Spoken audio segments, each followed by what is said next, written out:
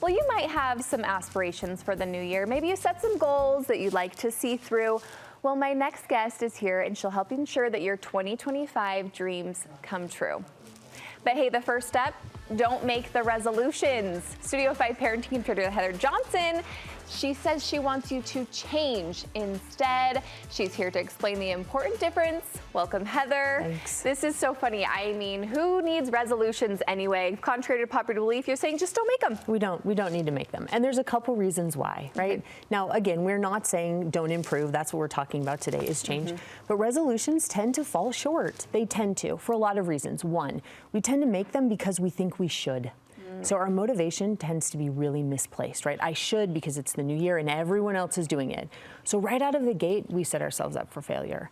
Other things about it, we tend to postpone growing or changing until a new year, which doesn't help us. If you are prompted in the middle of May to make a difference or a change, to grow, we should just go for it then. We tend to say, oh, I'll do that in the new year. I'll tackle this in January, which doesn't help us either.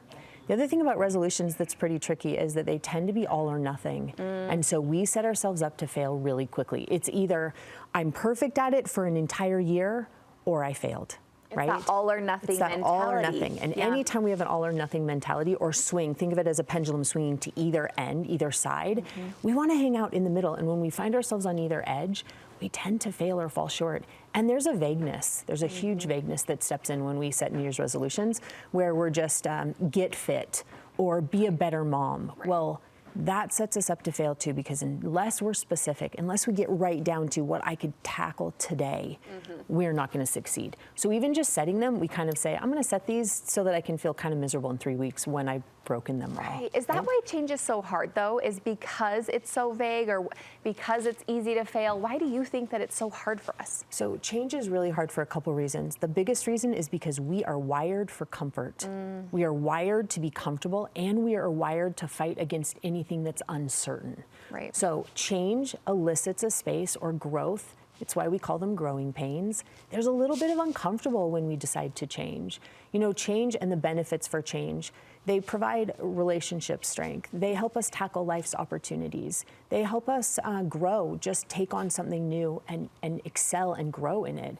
So when we face those situations where change starts to be hard, it's because our insides are saying, this is not comfortable. I don't want to go this route. And so we don't change, we stop, right? There's also a lot of pushback we get, which we don't recognize till we're in it, that makes change really hard. For example, let's take a mom who maybe wants to change the way she's eating or exercising, right? It's a very traditional New Year's change that we try to make. And so she introduces different foods or a different lifestyle to her family, only to get an entire family that pushes back. Right? That says, I don't like this food, or I don't want to be more active. And so it doesn't take very long for her to say, well, the pushback I'm getting makes this really hard for me. We have other examples of that dynamic in a family or in a relationship where pushback is hard, where let's say that someone wants to learn to be more patient, but the pattern that they've created with their spouse is full of impatience. So a husband is impatient, his wife then responds with impatience. If one of those two decides to change, the other one is uncertain, uncomfortable, because they don't know how to renegotiate a new situation.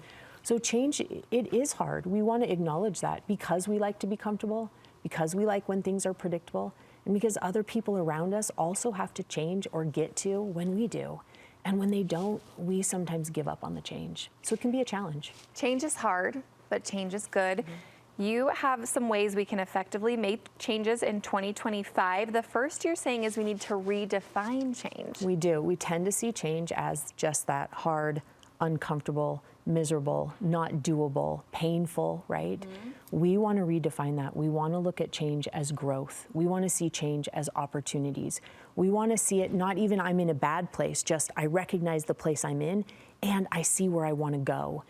It completely changes how we view making those changes or growing. Wouldn't it be cool if we asked ourselves each day, not a resolution, but how can I grow today? That can be our definition of change. It would shift our capacity. It helps us. Redefine, I love that. Next, you're saying don't justify.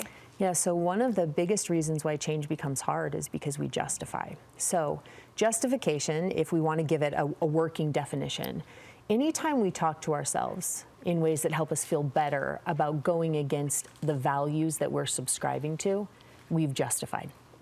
So when I look at change or growth and it lines up with values, things I want to be stronger in, and then I justify, meaning I talk myself out of or talk to myself in ways where I go, no, I'm okay. I don't have to live up to those values anymore.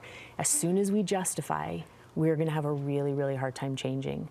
So stepping away from those justifications and instead, again, asking, what can growth look like today? How can I line up with my values today? That in and of itself will elicit a space of change. But justification, it will actually take us further from where we want to go, from the changes we're trying to make. So we want to step off, right? That kind of that justification space.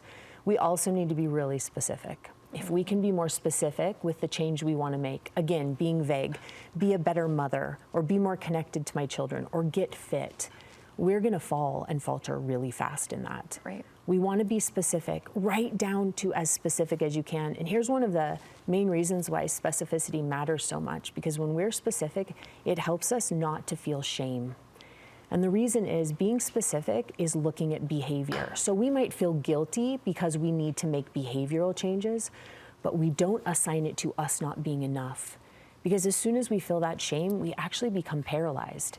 Well, if we're paralyzed, we are not changing. We're not growing. We become stagnant.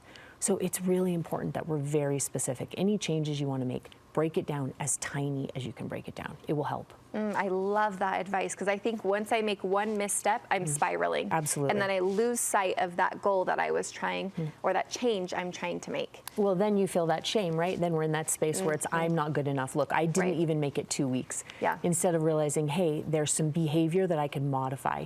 And now it's a catalyst for change. Now I'm motivated to do something different. And redefining that. Okay, next you say consider your motive. Oftentimes our motive for change is comparison. We compare ourselves to people around us, and then we say, I need to make a change as a result of the comparison that I've just gone through. We want to make changes because we've decided that there are ways we're not living up to our values that we want to do better in, not because I've compared myself, right? I don't want to make changes in a relationship or a family because I'm trying to keep up with someone or because someone else is doing it. I want to make those changes because I've decided they're what's right for our family, for my relationships, for me. And we get that mixed up sometimes, right? We get it mixed up. We get it mixed up. I love this last one because I think my word for the year is actually grace. Remember, change is about grace. It is, and we don't tend to tie these two words together, but we can look at change as what helps us to grow, and grace as the window that we're gonna look at the uncomfortableness of change through, right? Grace gives us this opportunity to try every day. It allows us to recognize where we want to change, give it our best energy, fall short, and try again. That's what grace does. So we want to look at change as what provides opportunities. It allows us to get stronger. It allows us to reconnect or strengthen relationships, handle life's challenges. And grace is going to be that beautiful window we watch that happen through, so that no matter what happens with change, we can accept the rate, we can accept the pace at which we're changing, we can accept when a day goes smooth, but we can also accept when a day doesn't go smooth, and get up again the next day and work on change again.